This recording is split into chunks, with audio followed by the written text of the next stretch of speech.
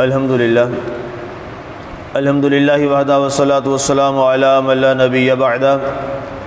اما بعد فاعوذ باللہ من الشیطان الرجیم بسم اللہ الرحمن الرحیم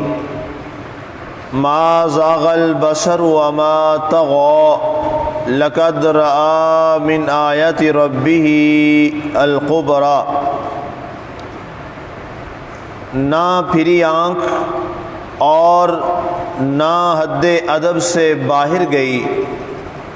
اس نے اپنے رب کی بعض بڑی بڑی نشانیاں دیکھیں۔ آج ہماری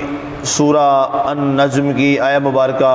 18 تک کی تلاوت و ترجمہ کا شرف نصیب ہوا۔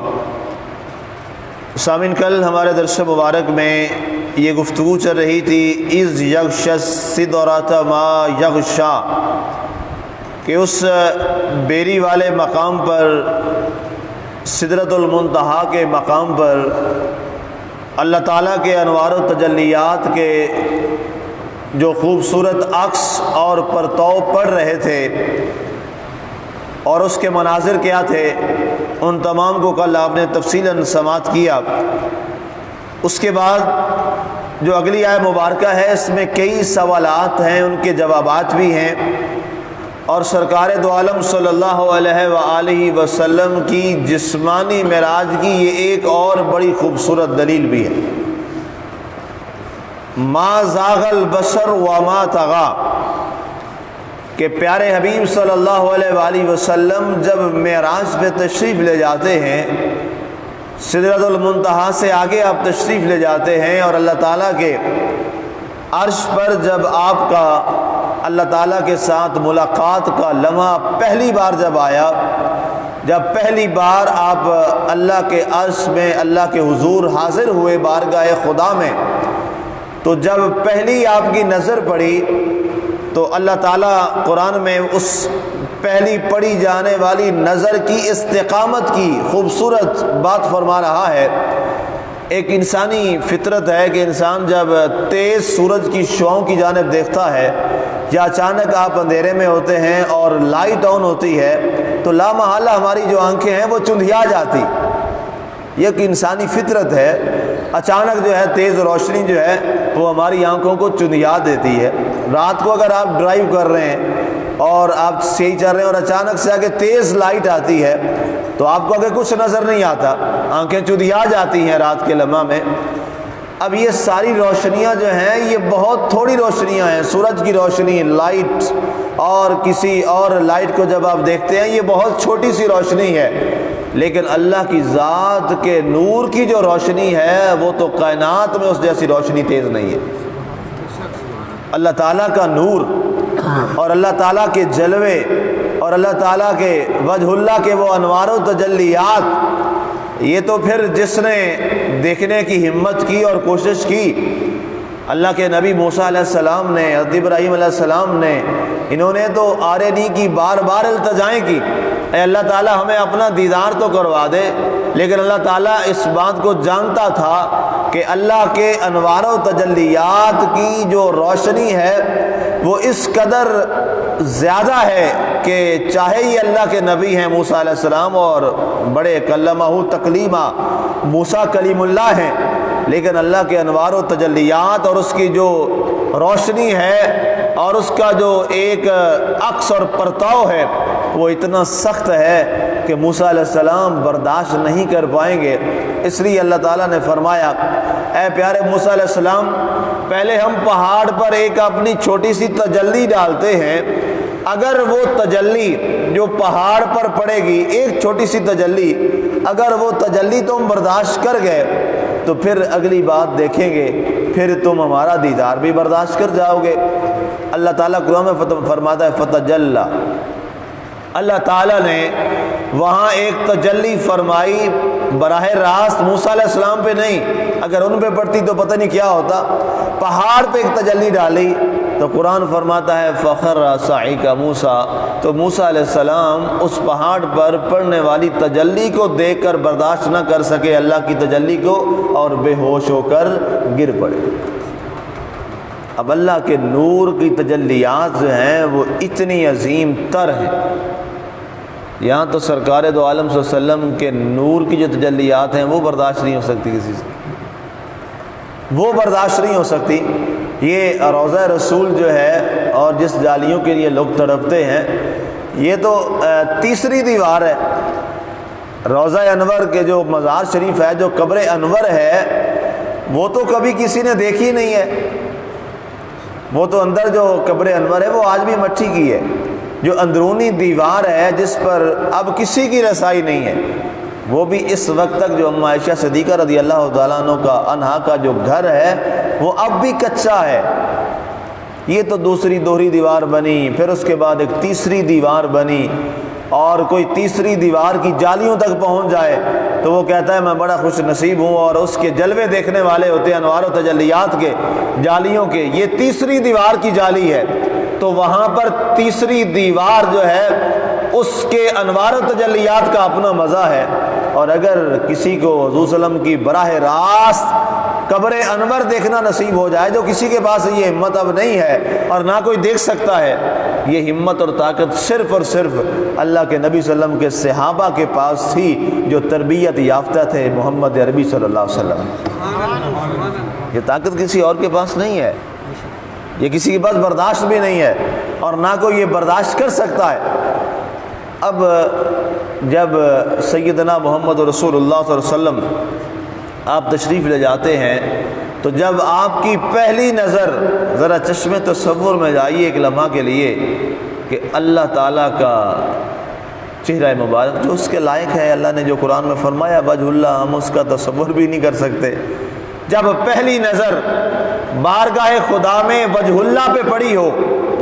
تو ظاہر ہے پھر وہاں انوار و تجلیات کا عالم کیا ہوگا۔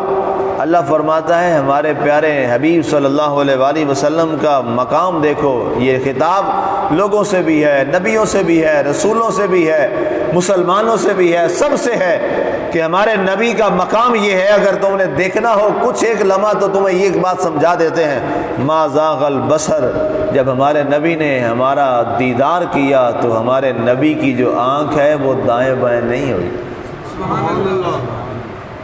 ہاں جی، وہ چندیائی نہیں ہے اتنا بڑا نور دیکھ کر۔ تو اس سے کیا اندازہ ہوا؟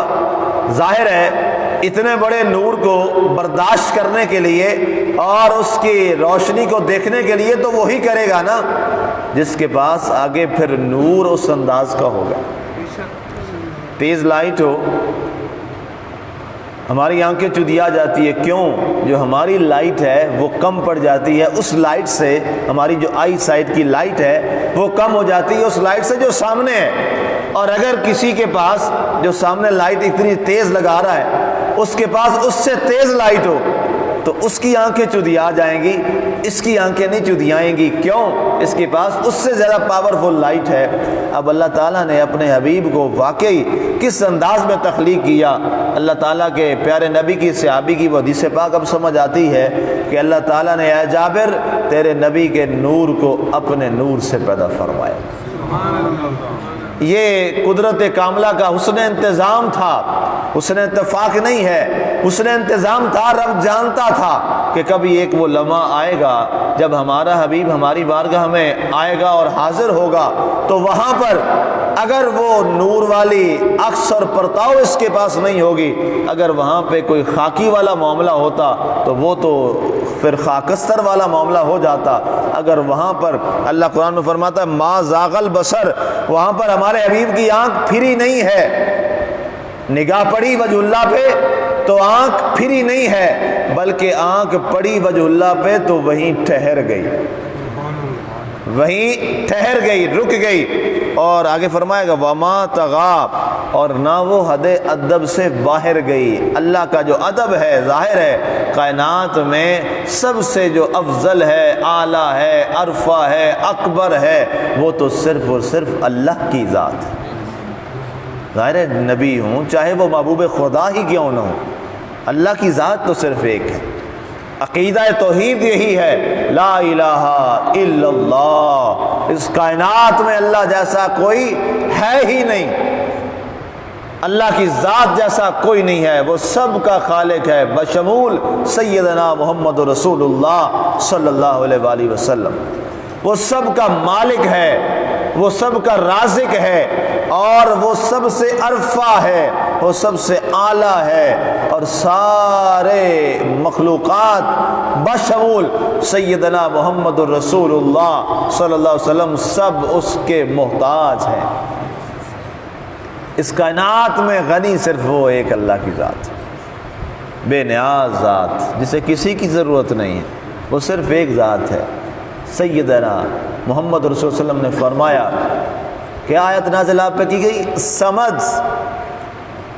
وہ بے نیاز ذات، احد بھی ہے، سمد بھی ہے۔ اب یہ سمد کا لفظ جب ہم وہاں پہنچیں گے انشاءاللہ بشرط زندگی تو وہاں اس پہ بات کریں گے کہ یہ لفظ سمد کیا ہے۔ اس کے اندر اللہ تعالیٰ کے انوار و تجلیات اور اس کی ساری کائنات پر مالک ہونے کے کیا انوار و تجلیات۔ تو یہاں فرمایا اللہ تعالیٰ نے کہ ہمارا حبیب صلی اللہ علیہ وسلم جب وہاں پہنچے، یہ نہیں تھا کہ اس پر نگاہ پڑی، تجلی کو دیکھا تو شاید ادب والا پہلو کوئی کہیں کم رہ جائے، نہیں، ایسا نہیں تھا۔ بارگاہ خدا میں پہنچنے کے باوجود بھی جو حد ادب تھا اس کا پورا لحاظ تھا۔ یہ سمجھانے کے لیے کیا ہے، ہوتا کیا ہے، اگر بعض دفعہ ایسا ہوتا ہے کہ اگر کسی کو کوئی قرب مل جائے تو وہاں آداب جو ہیں وہ اس میں کمی آ جاتی ہے۔ لوگ سمجھتے کہ جناب یہ مجھے اس کا قرب مل گیا ہے تو اب یہ میری طرح ہی ہے، حالانکہ ایسا نہیں ہوتا۔ اللہ کے قرآن نے یہ بتا دیا کہ اگر کسی کو کوئی قرب ملتا ہے تو اس قرب کا مطلب یہ نہیں کہ آداب کو چھوڑ دیا جائے،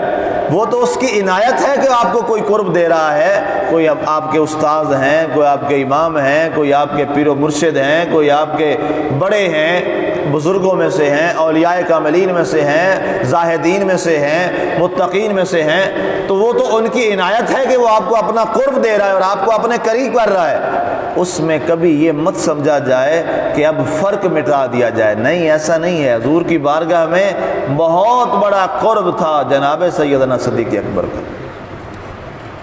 جن کے بارے میں رسول اللہ صلی اللہ علیہ وآلہ وسلم نے فرمایا کہ ہر لمحہ پر جب مجھے لوگوں نے چھوڑ دیا اور میں اکیلا تھا، میرا ابو بکر تب بھی میرے ساتھ، غار میں تھا تو میرا ابو بکر تب بھی میرے ساتھ تھا، مشکل حالات آئے تب بھی ابو بکر میرے ساتھ تھا، اور جب پتھریلی زمین آئی ہجرت کی رات تو ابو بکر نے بیٹھ کر اپنے کندھوں پر مصطفیٰ صلی اللہ علیہ وسلم کو سوار کر کے سفر کروایا۔ یہ کتنا قرب کا مقام تھا۔ لیکن سیدنا صدیق اکبر رضی اللہ تعالیٰ عنہ کا مقام ادب یہ تھا کہ بارگاہ مصطفیٰ میں سب سے کم بولنے والے جو صحابی تھے ان کا نام ابو بکر صدیق تھا۔ اتنا قرب ہونے کے باوجود یہ آپ کی شخصیت ہے، یہ آپ کا مقام ہے، اتنا قرب ملنے کے باوجود آپ اتنا ادب بارگاہ مصطفیٰ کا بجا لاتے تھے اور اتنا کمال ادب تھا کہ کئی آپ کی تو زبان میں، آپ نے زبان میں پتھر رکھا ہوا تھا۔ حضرت سیدنا صدیق اکبر مستقل طور پر اپنی زبان مبارک پر ایک پتھر رکھتے تھے۔ سوال پوچھا گیا کہ کیا ہے، آپ نے فرمایا تمہیں شاید آداب بارگاہ مصطفیٰ نہیں ہے، آپ کی بارگاہ کا ادب کیا ہے؟ کائنات کے اندر واحد ایک بارگاہ ہے جہاں پہ اونچی آواز کو بھی اللہ نے گناہ کبیرہ قرار دیا۔ سورہ حجرات، پیچھے میں اس کی تفسیر پڑھایا ہوں آپ کو، لا ترفعوا اصواتکم فوق صوت النبی، اے صحابہ، اے لوگو، نبی کی آواز سے بھی تمہاری آواز اونچی نہ ہو۔ یہ ادب کا تقاضا ہے، یاد رکھیے گا، ادب کے بغیر کچھ نہیں ہے۔ یہ دنیا کا مسلمہ اصول ہے، با ادب با مراد، بے ادب بے مراد، ادب کے بغیر کچھ نہیں ہے۔ یہ دنیا کا اصول طے ہے، قرآن میں بھی، حدیث میں بھی، اور دنیا کے اصول و ضوابط میں بھی یہ بات طے ہے۔ اور آپ دیکھیے صحابہ کرام رضوان اللہ تعالی علیہ مجمعین کی زندگیاں ہمارے سامنے ہیں، انہوں نے اتنا بڑا ادب کیا، اتنا بڑا ادب کیا کہ آج بھی تاریخ گواہ ہے کہ ادب مصطفیٰ کی وجہ سے اللہ تعالیٰ نے قیامت تک کے لیے ان کو چمکتے دمکتے ستارے بنا دیے، اور آج بھی وہ چمک رہے ہیں۔ آگے ارشاد فرمایا گیا، لقد رأى من آیات ربہ، من آیات ربہ القبریٰ، لقد رأى من آیات ربہ القبریٰ، تو ہمارے پیارے نبی نے وہاں پر رب کی بعض بڑی نشانیاں دیکھیں۔ اب ان میں سے یہاں پر ایک بڑی اہم بات ہے بڑی نشانیوں کے بارے میں جو سب سے اہم بڑی نشانی ہے وہ یہ ہے، اب آپ نے فرمایا جب واپس تشریف لے آئے، آپ نے فرمایا کہ میں نے دل کی آنکھوں سے تو اللہ کو دیکھا ہی ہے، اللہ تعالیٰ نے مجھ پر یہ اتنا کرم کیا ہے کہ میں نے اپنے سر کی آنکھوں سے اپنے رب کا دیدار کیا۔ اگر صرف دل کی آنکھیں ہوتی تو یہاں یہ نہ ہوتا ما زاغ البصر، یہاں ہوتا ما زاغ القلب وما طغى۔ ہمارے نبی کا دل جو ہے وہ بہکا نہیں ہے، وہ ڈرا نہیں ہے، بلکہ فرمایا ما زاغ البصر، ہمارے نبی کی جو چشم مبارک ہے وہ دائیں بائیں پھری نہیں ہے، اور وہ چشم مبارک جو ہے وہ بہکی نہیں ہے اور وہ پھری نہیں ہے۔ تو یہاں پر فرمایا کہ اللہ کی نشانیوں میں سے سب سے بڑی ایک نشانی یہ بھی آپ نے دیکھی کہ آپ نے وہاں پر سدرۃ المنتہا سے اوپر سونے کی تاروں اور سونے کی چادر کے ساتھ آپ نے اس پورے بیری کے درخت کو آپ نے لپٹا ہوا دیکھا، اور وہاں ایک مقام رف جنت میں ایک ایسا مقام تھا جو آپ کو دکھایا گیا۔ یہ سبز رنگ کا خوبصورت ایک منظر ہے جنت کا، رف خضر و ابقری حسان فبأي آلاء ربكما تكذبان۔ یہ آگے ابھی آئے گا، یہ آگے آنے والا ہے، اس میں انشاءاللہ وہاں جا کے میں بات کروں گا تفصیلی کہ یہ رف کیا ہے اور اس کا سبز رنگ جو ہے یہ کس چیز کی انڈیکیشن کرتا ہے۔ تو آپ نے وہ نشانیاں دیکھی، اور کچھ وہ نشانیاں تھیں جن کا میں نے کل ذکر کر دیا تھا، اس کی طرف ہم نہیں بڑھتے۔ اور اس کے بعد اگلا جو ہمارا درس مبارک ہوگا، نشست ہماری، وہ لات اور عزا اور منات جو یہ بت ہیں ان کے حوالے سے ان پہ انشاءاللہ اگلی نشست میں بات کریں گے۔ وما علینا الا البلاغ المبین۔